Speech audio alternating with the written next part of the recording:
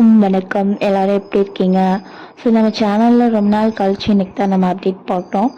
Because நான் last 1 week கொஞ்சம் fever முடியாமல் இருந்தேன். ஸோ கண்டிப்பாக என்னோட சேனல் எல்லாரும் சப்ஸ்கிரைப் பண்ணிக்கோங்க. ஸோ நீங்கள் எக்ஸ்பெக்ட் பண்ணுற மாதிரி எல்லாமே நம்ம சேனலில் இருக்கும்.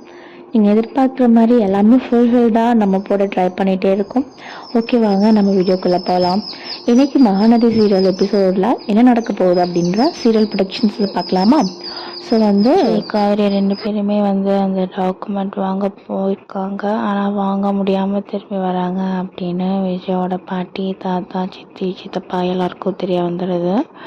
ஸோ அவங்க விஜயோட சித்தப்பா தான் எல்லாத்துக்கும் விஷயத்த சொல்லிடுறாரு என்ன அங்கே நடந்துச்சு அப்படின்ட்டு.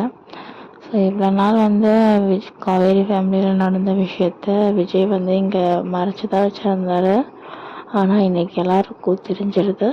ஸோ காவேரி ரொம்ப மோசமான ஃபேமிலியிலேருந்து வந்திருக்காங்க. ஸோ விஜய்க்கோட லைஃப் இப்படி போயிருக்கு. விஜயோட லைஃப் காவேரி செலக்ட் பண்ணாதனால விஜயோட ஃப்யூச்சர்லாம் இப்படி ஆயிடுச்சுன்னு சொல்லிட்டு காவேரியோட பாட்டி நினச்சிட்டு விஜய் வரட்டும் அப்படின்ற மாதிரி வெயிட் பண்ணுறாங்க.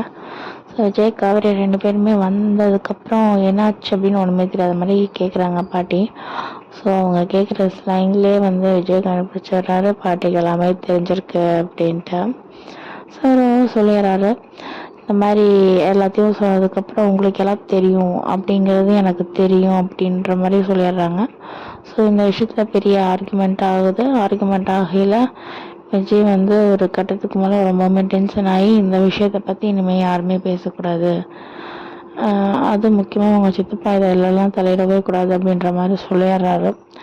அதுக்கப்புறம் காவேரியோட பாட்டி சொல்கிறாங்க, காவேரியோட ஃபேமிலியில் நடந்துருக்கிற விஷயத்தையெல்லாம் கேள்விப்பட்டேன். எனக்கு எதுவுமே தெரியாதா அப்படிங்கிறது எதுவும் இல்லை, எல்லாமே ஊருக்கே தெரிஞ்சிருக்கு. எனக்கு எப்படி தெரியாமல் போகும்? இப்போ இந்த மாதிரி ஒரு குடும்பத்தில் இருந்தால் நான் என் பையனுக்கு வாழ்க்கை அமைச்சிருக்கேன் அப்படின்ற மாதிரி அவங்க பேசவும் விஜய்க்கு ரொம்ப கோவம் வந்துடுது. ஸோ இதெல்லாமே விஜயோட சித்தப்பா சித்தியோட பிளான் தான். அவங்க ரொம்ப சந்தோஷமாக இருக்காங்க. நடுவில் தாத்தா இருந்துட்டு என்ன பண்ணுறான்னு ஒன்றுமே புரியாமல் 2 பேருக்கும் பயஸ்டாக இருக்க மாதிரி அவர் பாட்டுக்கு அமைதியாக இருக்கார்.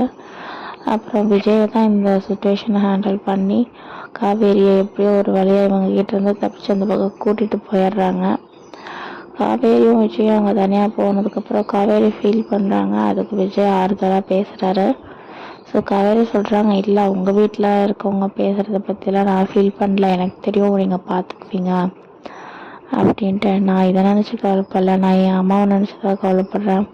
நடுவில் தான் வந்தால், அதுவும் கொஞ்ச நாள் அவள் பண்ண வேலைக்கு நான் ஒவ்வொரு நிமிஷமும் எவ்வளோ சேர்த்து பொழைச்சேன்னு எனக்கு மட்டும்தான் தெரியும். நான் வெளியே அதை காமிச்சிக்காமல் இருந்தேன், அவ்வளோதான். ஆனால் இப்போ என்னோடய அம்மாவோட நிலைமை அதே மாதிரி ஆயிடுச்சு.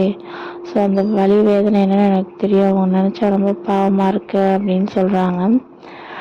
விஜய் அடி பாவி, இந்த அளவுக்கு இருந்துட்டு தான் நீ அந்த வெண்ணிலா கிட்ட என்னை விட்டுட்டு போடுற அப்படின்னு சொன்னவளா நீ அப்படின்னு கேட்குறாரு. அது காவேரி நான் ஏன் அப்படி சொன்னேன்னா, நீங்கள் என்ன ஆனாலும் என்னை விட்டுட்டு போக மாட்டீங்க அப்படின்னு எனக்கு தெரியும். அந்த ஒரு நம்பிக்கையில் தான் நான் உங்களை கூட நான் அனுப்பி வச்சேன், எல்லாமே பண்ணேன். எனக்கு எப்படியும் அந்த கடைசி லாஸ்ட் மினிட் ஹோப்புன்னு ஒன்று இருந்துச்சு. அந்த லாஸ்ட் மினிட் ஹோப்பில் நீங்கள் என்கிட்ட வந்துடுவீங்கன்னு எனக்கு அவ்வளோ உறுதியாக தெரியும். நான் எவ்வளோ தான் போன்னு மிரட்டினாலும் நீங்கள் போக மாட்டீங்கன்னு தெரியும். அதுக்காக தான் நான் அப்படியெல்லாம் பண்ணேன் அப்படின்னு சொல்கிறாங்க.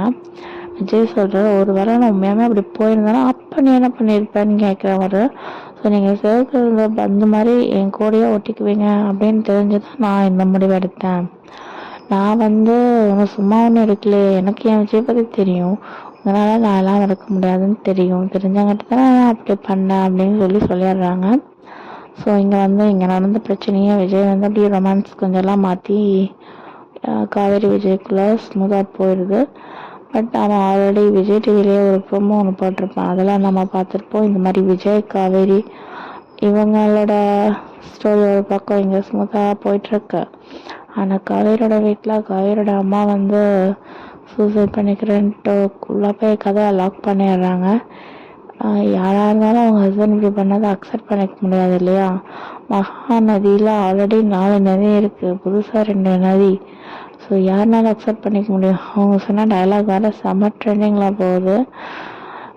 என்ன மாதிரி சொன்னாங்கன்னா, பொட்டுன்னு போயிட்டான், ஏற்கனவே இங்கே 4 நிதிக்கு வழி தெரியாமல் இருக்குது, இதில் புது நதியம் அப்படின்னு சொல்லிட்டு அந்த 2 பேரையும் வேறு சொல்கிறாங்க.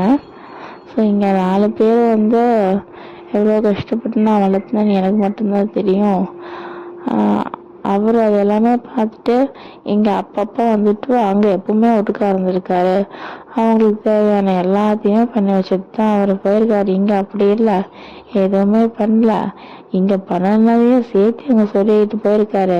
இங்கே கொடுத்த கடன் கஷ்டத்தையும் அவர் சொன்னாரா, அதை மட்டும் சொல்லாமல் வாங்கினதை மட்டும் சொல்லியிருக்காரு. அதனால நாங்கள் பட்ட அவமானங்கள்லாம் சொன்னாரா அப்படின்னு டென்ஷன் ஆயிடுறாங்க.